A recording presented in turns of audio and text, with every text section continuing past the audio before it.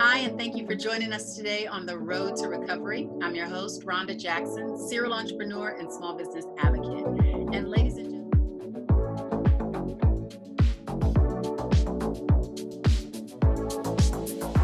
and gentlemen, when we talk about being an established or an emerging entrepreneur and wanting to brand yourself and make a powerful impact in your industry, I would be remiss if I did not introduce you to Ms. Bonnie Nijst, CEO and President of Fidget Branding. Thank you and welcome joining us, Bonnie.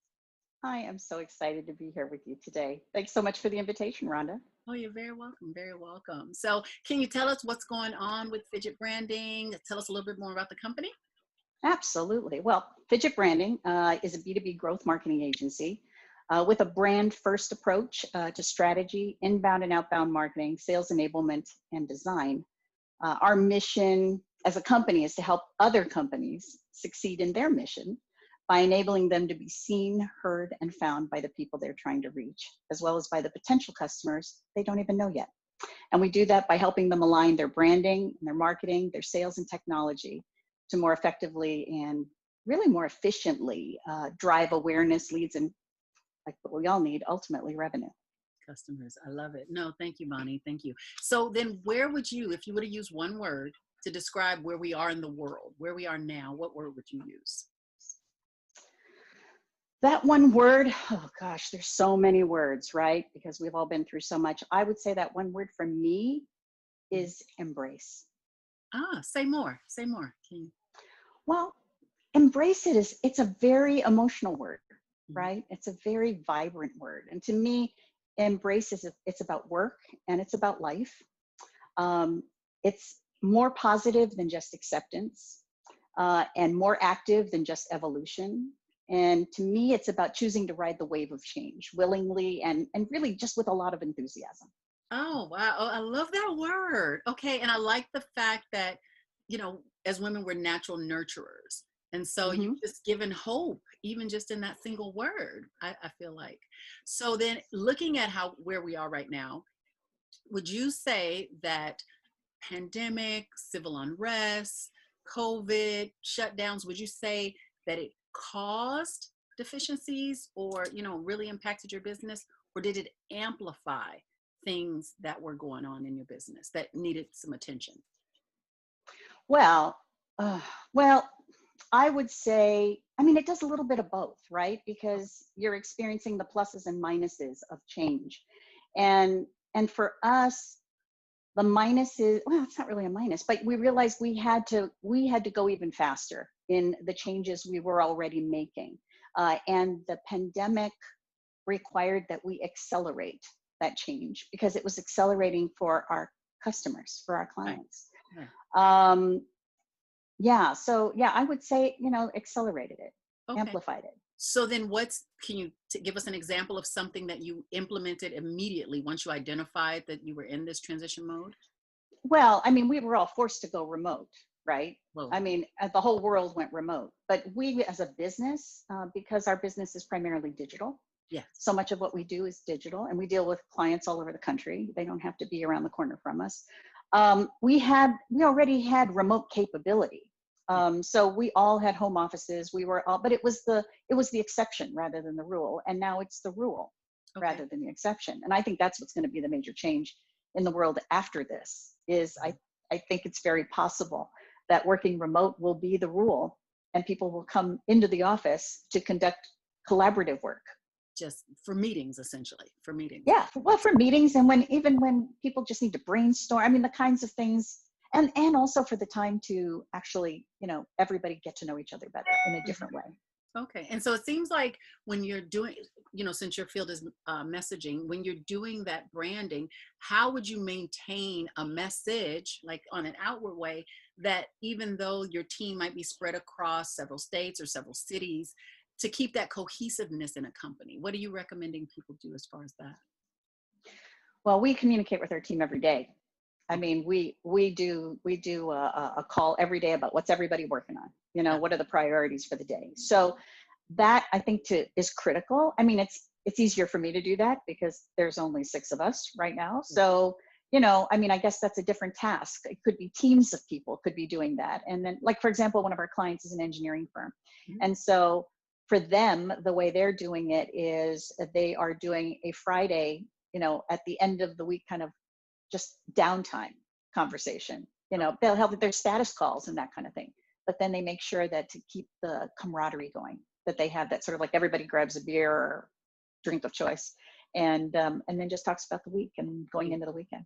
I love that. I love that. So then I think another thing that kind of comes to mind is what did you have to do new? So you were already set up for remote. You have that virtual capacity, to do your business and implement things for clients and stay cohesive as a team. What's something new that you had to do? What was the deficiency that you had to address? Well, what was the deficiency? Um, I think what we had to do was change some financial pieces to Ooh, all of that. So okay. one of the things that we did do actually officially now, but we had to be out of our offices, and we finally realized we didn't need the office. So you let the space go. Yeah. Oh, wow. Wow. Okay. Hmm. That's a huge shift because now, and talk to me about this because I know that even when we got our first office, like that's a milestone as a business That's owner, right. right?